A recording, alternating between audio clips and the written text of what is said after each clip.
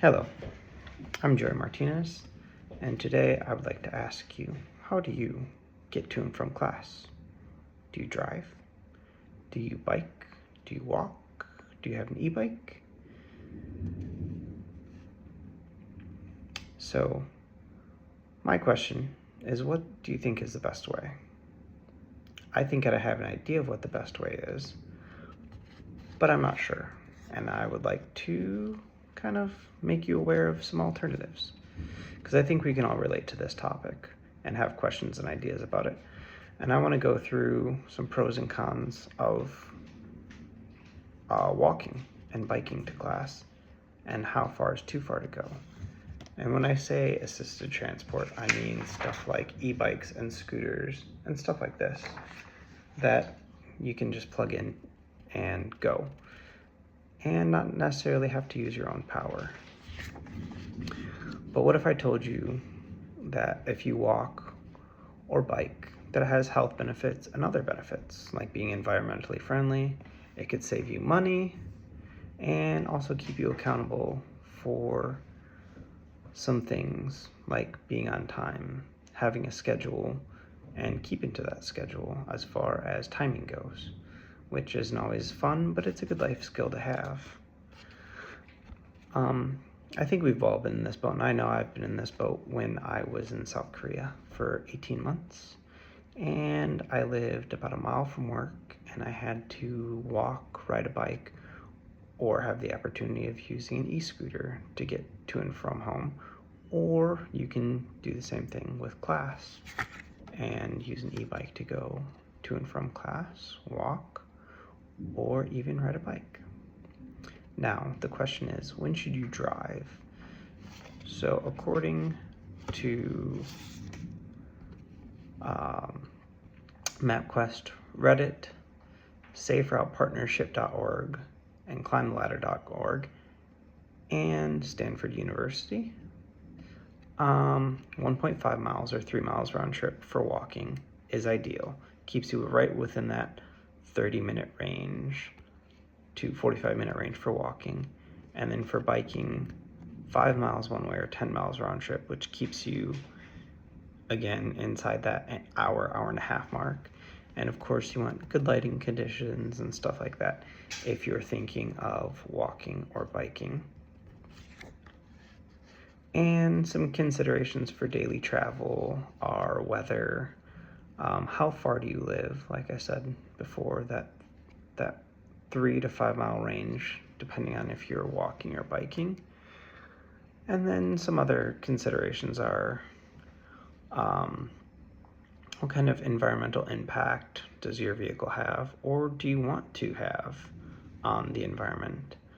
And I did mention, or if not, I'll mention it now, money savings. For example, in Platteville, a bus ride is about $2 or $40 a month, if that's something that you might be interested in getting a pass. Or if you use a taxi, it's about $4.50. Or they do have punch cards that are about $45. I wasn't able to find how good that punch card is for, but or if you use a personally owned vehicle, with gas prices now, it can cost anywhere between $30 and $40 to fill up your tank, which could last, if you're only going to and from class, about a week. So that's not too terrible. But if you want to be more environmentally friendly, walking and biking can definitely get you there. It's just a little bit slower. As I said, I mentioned money savings, and if you're not buying a monthly bus pass and you're walking or biking, weather dependent of course, it can definitely have some money savings to it, because then you're not buying gas, you're not changing your oil and stuff like that if you choose to bike. And if you do choose to bike or walk, it'll also improve your physical health as well as your mental health. And it's a stress reducer.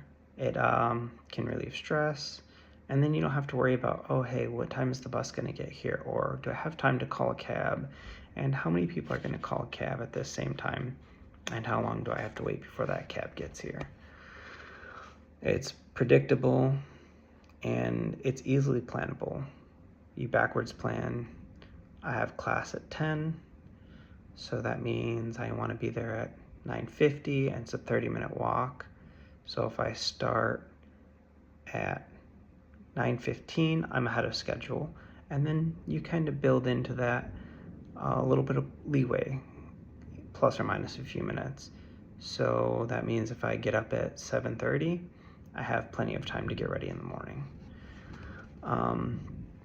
And like I said, environmental considerations are how cold it is, if it's really windy, did it snow last night, and how time consuming it can be.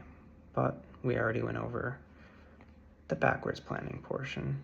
And of course, distances can be a challenge.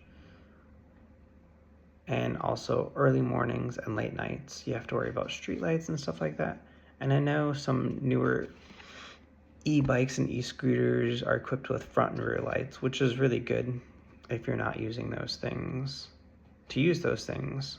What I mean by that is if you're walking, not necessarily you can carry a flashlight, but if you have an e-bike, sometimes they're equipped with lights and things like that, which is super nice, and it's still environmentally friendly, which is great.